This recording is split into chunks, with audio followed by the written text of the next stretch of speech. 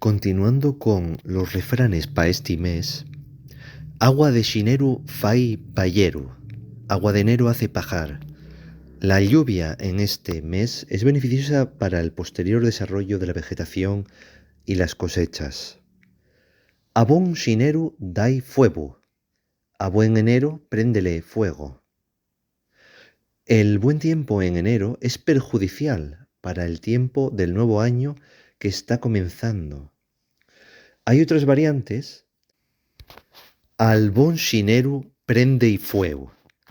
El bon xineru quemelu. El bon xineru quémalu. Un xineru bonu quemai-lu.